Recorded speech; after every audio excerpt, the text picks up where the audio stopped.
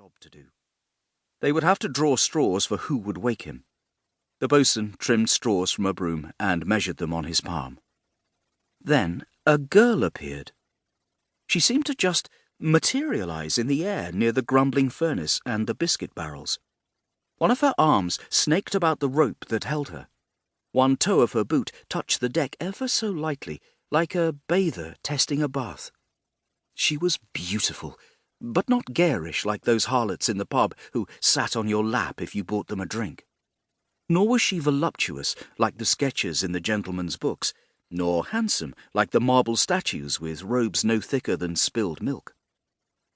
She was beautiful like a doe in a glen, lithe, alert, and distant. Her hair was wild, her face small, her eyes bright. Her yellow frock had been hacked off at the waist, and her overlarge gloves looked like something a blacksmith might wear. They did not all see her in the same instant. She mesmerized them one by one. The bare-skinned crew of the Cairo Hound began to close on her with the slow, deliberate steps of men in a trance.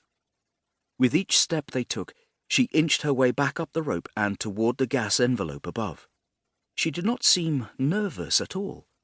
The men found her poise captivating. They found it maddening.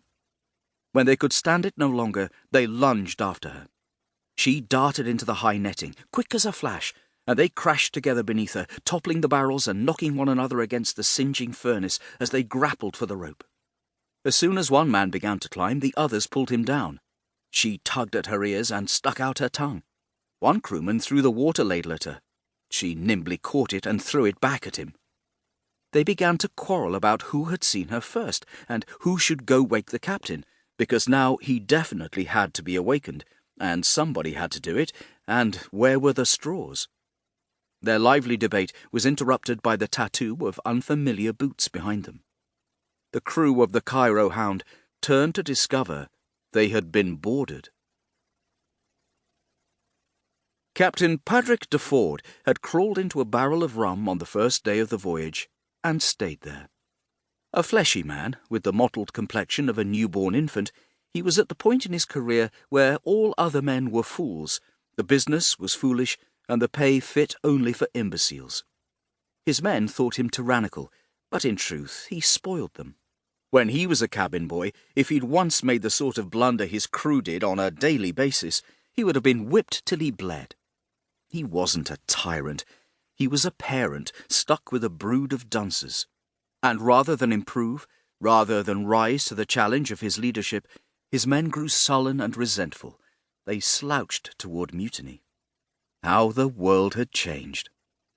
In the face of this, would any man of character blame him for indulging in a drink? He found that if he drank enough, he slept deeply and dreamed little. He could fall into bed the same as into his grave. Every morning was a resurrection. Every evening was a death. It was such a pretty thing to come and go into the dark as one pleased. This morning he was rudely roused from his grave by something like an anchor chain wrapping about his neck and wrenching him from his cot and out of the wonderful dark. Having long ago trained himself to nap with a pistol in hand, de Ford was quick to sight the figure behind the chain. He had just put his finger to the trigger when a thick arm knocked the barrel up, and the gun discharged into the cabin ceiling with an ear-splitting bang. Wood dust and smoke stung his eyes.